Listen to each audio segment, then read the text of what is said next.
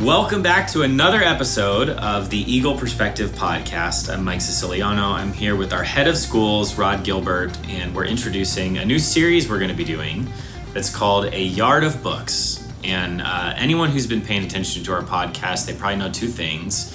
One, Rod, you love books and reading. They've probably heard by now that I'm a football coach.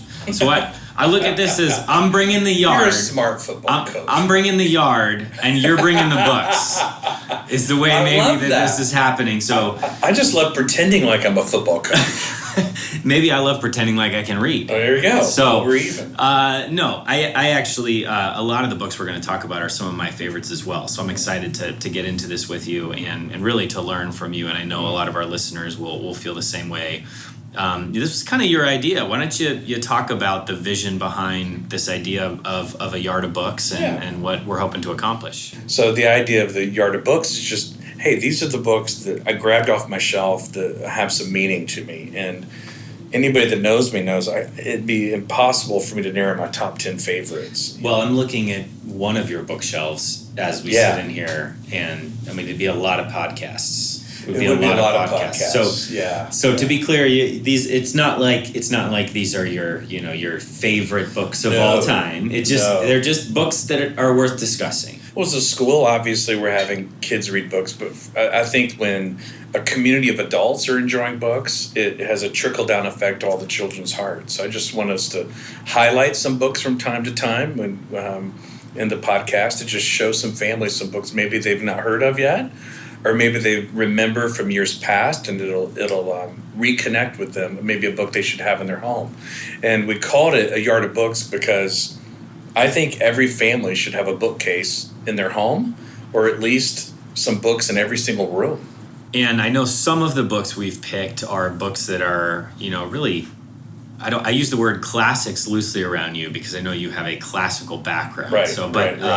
Full of tradition, have been meaningful to a lot of people, and can sort of be staples of the home. Yeah, just good, solid staples. Okay. Yeah, that every home should have. And we've picked the term a yard because when you actually line these books up, it does measure to 3 feet. Yeah, it was a yard. So it's a literal yard. A literal yard of books that we will be discussing in this series. And you want to introduce the book we're going to start with? I think today we're going to start with a very important book that helped Angie and I with our children when they were little. It was called The Book of Virtues by William Bennet. And I found out today in preparing for this that you actually were aware of the Book of Virtue. So my parents used to do this thing that I would always kind of roll my eyes at growing up, which was like at least once or twice a week, there would be like a text and a discussion, right? Wow. A Bible text or something that we would do as a family.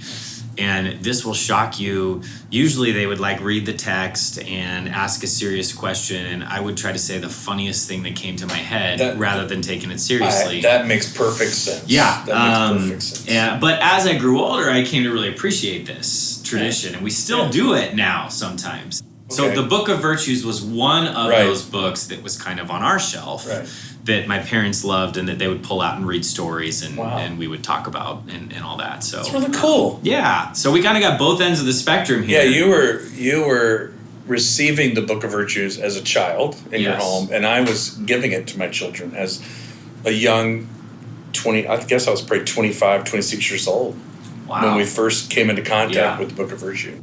What is the Book of Virtues? So as best as I can understand it, William Bennet and his team just went looking for the essential fables that Americans have often heard. And they arranged these various stories around core character traits like courage or mercy. And so you could take each of the stories and just read it. It's the great read-alouds with children.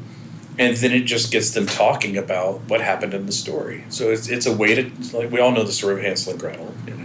Don't go wandering off in the woods. Right. And but Bennet did that with just a very wide range of stories that he thought are a sort of part of the moral fabric of our country. Yeah. So see, like as a kid, I would have taken Hansel and Gretel and I would have said, so obviously the lesson here is don't eat bread. right? Exactly. If you don't eat bread, you were a low you don't carb have a kid, problem of a getting low carb kidnapped. diet kid. Right, exactly. So I looked at the list. Some of the ones that stand out to me were the traits that they're kind of all. It was like discipline was one, loyalty was one, faith was one, right? And so it's sort of a collection of stories that all point back to these values or virtues, I should say. So why is it important that a family would do this? We know this from not just our own growing up and what we hear, but even research shows the most impactful person in a child's life are the mother and father. And it's said biblically, the primary mentor of a child's heart and mind is the mom and dad. I mean, we teachers are really subcontractors helping the mom and dad do their mentoring. So for children to hear their parents actually talk about virtue in really a fun, entertaining way, even though you're rolling your eyes from time to time, it's important for the kids to hear the parents tell stories that the kids can remember. Yeah. Around the dinner table or, out on the back porch, So you may not have realized this as a child, but so for the listeners, if you take a chapter like loyalty, there might be 18 selections within that 50 pages, right? And they start off small, like maybe a poem or a sonnet or a haiku, or then it moves to a short story or a part of a letter from someone. And then it moves to these larger short stories, and you'll see some Aesop's fables, the tortoise and the hare or whatever. Yeah.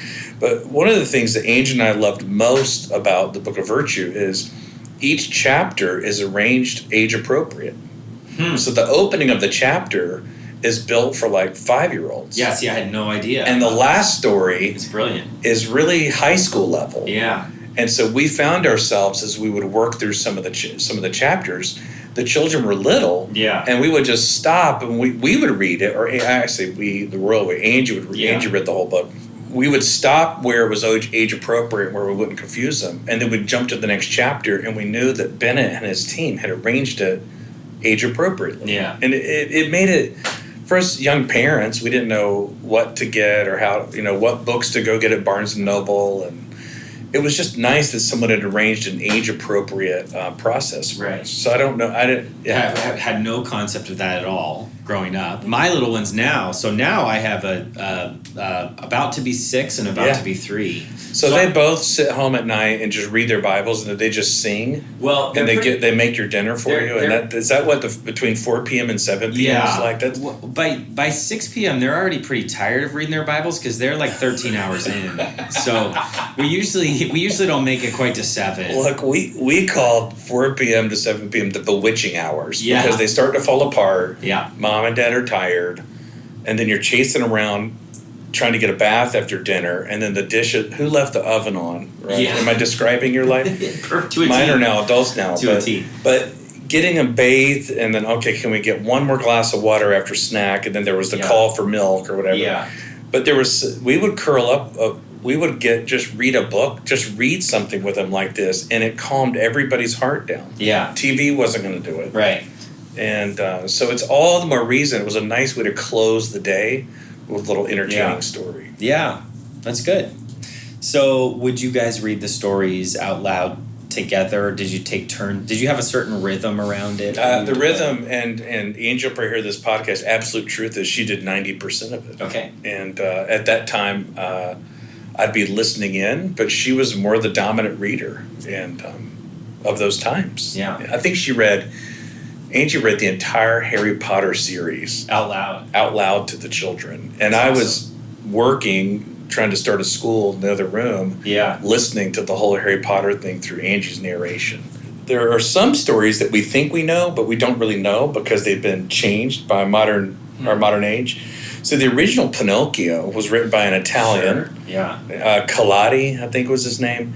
And then Disney bought the rights a long time ago, and they made it their version. Yeah. And I had an adult friend give me a copy of the original, and I have a distinct memory of reading it to my son at night with a flashlight while he was practicing his free kicks as a 8-year-old out in the front yard of in our front yard. He had built a goal, and he would stop me reading and yell at Pinocchio for doing something stupid. Like he'd be off in the dark somewhere, and I'm just reading it out loud. Yeah. But he and I both have this distinct memory of just reading together, and he was being entertained about whatever dumb things Pinocchio was doing. Yeah.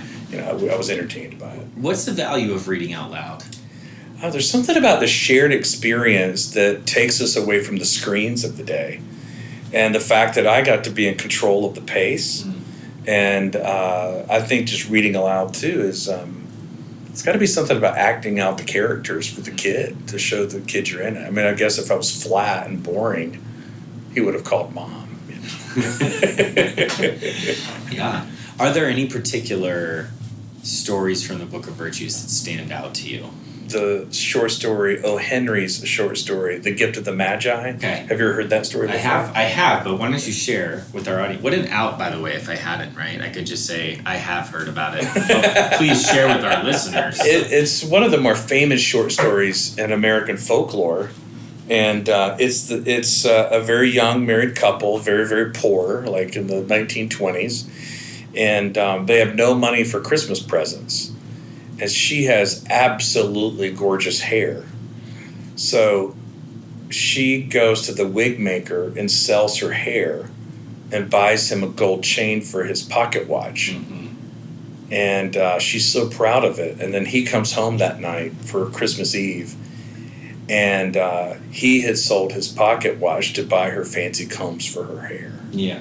And the mutual sharing of each other's prized possessions for each other was just a great story. It's a beautiful story. But it's those kind of things that kids don't forget. They don't forget little stories. There's some that are really attached to them, like that one did for me. I had no money my junior year in college, and I was trying to express my love for this amazing girl in college named Angie, and very intimidating because she's so pretty, and all my friends said, she's out of your league, but I thought I would take a shot at it. So we were dating for just a little while. I was very nervous. So I went to the school library and checked out a copy of The Gift of the Magi, and I used my printer card with the copier, and I literally printed each page, and then I cut out each page and stapled it and wrote on the front of it, "Merry Christmas, Rod." And that was my Christmas gift to Angie when we were dating. All the ladies listening are in tears right now. She has it in her little keepsake box. That's she awesome. Mentions it every Christmas. That's beautiful. And it was beautiful, but I was a dang fool, just madly in love and not that bright. So The Gift of Magi means a lot more in our home because Angie's retold the story that Henry told, and then she's retold that I did that. Yeah. So which is beautiful for your family and your kids to know they're part of that tradition. Yeah, now they retell the story. Like Dad did something really weird. He was a confirmed nerd a long, long time ago. So the cynic would say about that story, what's the point of that story? They had 2 prized possessions and now they have 0. That's right. Right? That's right. So if your 5-year-old says that, like, wait, you told me this was a happy story. It seems like a sad story. They both lost 2 things that they love. Yeah. What's the message? But the message is they were willing to compromise the worldly possessions they loved most for the covenant marriage that they had for each other. Mm-hmm. And so I imagine that their marriage grew stronger as a result of that by sacrificing a prized possession. And of course, I think one of our kids probably said, "Well, her hair is going to grow back." But I think those types of lessons really are the thing that stood out to me as a kid, which was it's not yes, they both end up with quote unquote nothing, but the value of knowing that you're in a relationship where you're both willing to sacrifice material things for each other. That's right. Outweighs even having those things. The relationship is more important than the things. Yeah. I mean, I now this is not the Book of Virtue, but I had never read Les Mis, but it's 1,300 pages. Before you go too far, that is in the Yard of Books. Yeah, I know. I stuck it in there on purpose. Okay, so don't tell too much about it now, because I'm only 200 pages in. Oh, okay. And my mom and I had agreed to read the whole thing together, and she read the whole thing in 30 days. She called me like feeling all guilty. It's like, Rod, I read the whole thing. Well, she doesn't run a school. I know. She said that. She's a saint. If you Yes. meet her, but There's a moment, that story that you may recall from the musical, where Jean Valjean steals the candlestick, and then he gets caught and he comes back, and the bishop, who could have put him in jail forever, says, "You forgot the other one. Yeah. You forgot the candlestick." Right. And he gave him the other one. And so good came from that bishop giving up a material good for an eternal good. Right. And so that's just power story. Yeah. I think for us as a school, it's us nurturing and encouraging the parents and our employees, our team members, just to find ourselves to be rich in reading, just reading anything. How important is it that they actually remember the stories, 2 decades later? Not that much. It's more of the mood that mom and dad had some deep sort of values down in their heart and soul. And it was important to the child that my mom and dad took time out of their day to just read stories to us. And the memory of that is far deeper. And so for me personally, I can remember a little purple book that on the front of it said bedtime stories, that after my brother and I would crawl into bed, my mom would crack open bedtime stories. And for this podcast, I looked it up on a used bookstore. There's actually 5 volumes. Oh, really? Of bedtime stories, like about a used bookstore. And I don't remember one story from it, from those moments. I just know that my mom knew that it was important to teach me about courage, or whatever it was in those stories, that it was important to her. And it was entertaining enough to, it's how I finished my day as a child.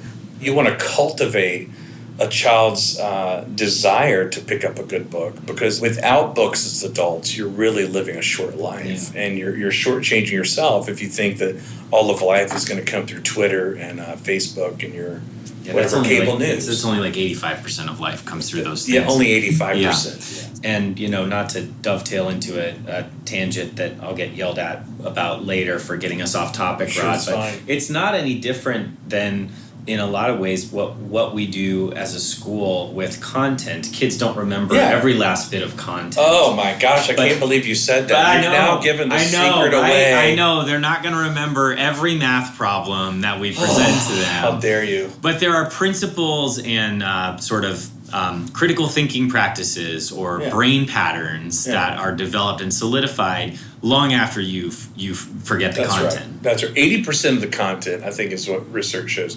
80% of the content is lost on children by the time they're adults.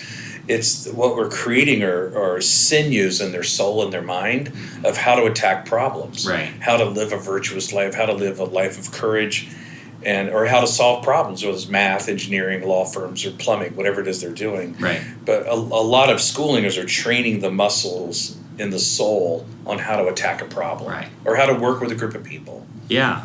And so this book this really collection of stories is a tool for parents. It's a conversation starter. Yeah. That over time we develop this muscle of, okay, so what is courage? What does it look like to be courageous? Yeah. Was that one of the, what was one of the chapters, like when you were looking at, which one stands out in your mind? Well, the loyalty one was interesting to me. There's so many nuances to loyalty. I got thinking about, so what is loyalty, right? Is there a simple definition? And I think the value of having like a whole series of stories on loyalty to get at, well, does that mean you always agree with the person?